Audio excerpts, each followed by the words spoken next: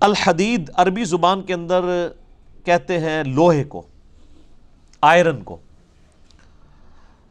اور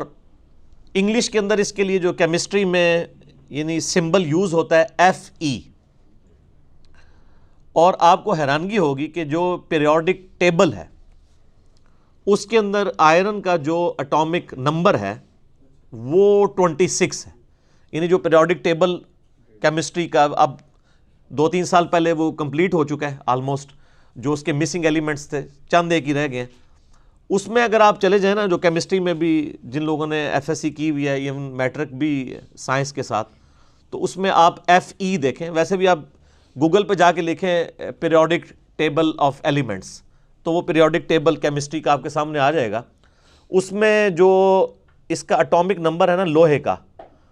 Fe کا، وہ 26 ہے، اور حدید جو لفظ ہے نا عربی زبان میں لوہا، اس کے جو حروف ابجد ہے نا وہ بھی 26 بنتے ہیں۔ ایک بہت بڑا زندہ معجزہ ہے۔ آپ کو پتہ ہے نا نومیریکل ویلیوز دی گئی ہیں عربک کے الفابیٹس کو، یعنی جو الف ہے اس کو ایک ویلیو دی گئی ہے، اسی طریقے سے آگے چلتے چلتے حروف ابجد یہ کہلاتے ہیں۔ اسی کی بنیاد پہ وہ 786 بھی لوگ لکھتے ہیں بسم اللہ کے حروف ابجد جو ہیں، محمد کے حروف جو ابجد ہیں وہ 92 بنتے ہیں، اللہ کے لفظ کے 66 بنتے ہیں۔ تو یعنی یہ ایک علیحدہ سے لینگویج ہے، میں اس کے اوپر کئی دفعہ بول چکا ہوں، اس کے تعویذات لکھنا حرام ہے، لیکن یہ جو نیومیریکل ویلیوز کی ایک زبان ہے، جیسے انگلش ایک زبان ہے، میتھمیٹکس تو خیر اللہ تعالیٰ کی ہینڈ رائٹنگ ہے، اسی طریقے سے باقی جتنی بھی زبانیں ہیں اس طرح یہ بھی ایک زبان کی فارم ہے، یعنی کوڈ ورڈز کے طور پہ۔ تو حروف ابجد جو ہیں وہ حدید کے 26 بنتے ہیں، اور اس کا اٹامک نمبر بھی پیریوڈک ٹیبل میں 26 ہے۔ اچھا، مزید حیران کن بات، الحدید یعنی خاص کر کے لوہے کو، دی آئرن جو اس سورت کا نام ہے، اس کے حروف ابجد بنتے ہیں 57، اور قرآن حکیم میں اس سورت کا نمبر بھی 57 ہے۔ یہ دو ایک ایسے معجزات ہیں قرآن حکیم کے۔ ظاہر ہے قرآن پاک کے معجزات ہر زمانے کے اعتبار سے ڈیفرنٹ طریقے سے نمودار ہوں گے۔ اب یہ جو چیزیں میں آپ کو بتا رہا ہوں، ظاہر ہے کہ یہ تو ہمارے بزرگوں کو تو آئیڈیا نہیں تھا، ان کے زمانے میں تو پیریوڈک ٹیبل نہیں تھا، اور ان کو تو پتہ ہی نہیں تھا کہ آئرن کا جو اٹامک نمبر ہے وہ جب دریافت ہوگا وہ 26 نکلے گا، اور حدید کے جو حروف ابجد ہیں وہ بھی 26 بنیں گے۔ یہ تو اب کی پچھلے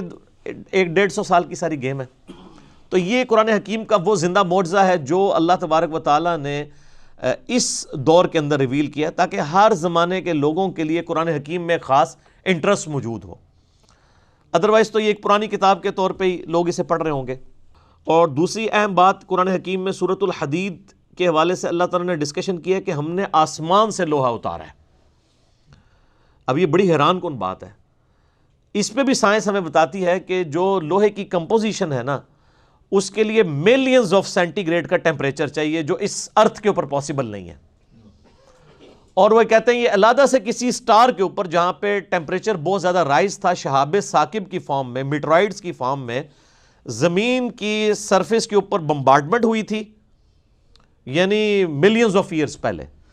اور وہ جو ہے نا راکس پھر یعنی زمین کے اندر دھنس گئیں، اور لوہا جو ہے وہ اس زمین کے اوپر پیدا نہیں ہوا بلکہ کسی ادر پلانٹ سے یا سٹار سے اس کے اوپر آیا۔ اور قرآن حکیم میں آپ دیکھیں گے، آج الفاظ بھی آ جائیں گے کہ اللہ تعالیٰ نے زمین پہ لوہا اتارا ہے،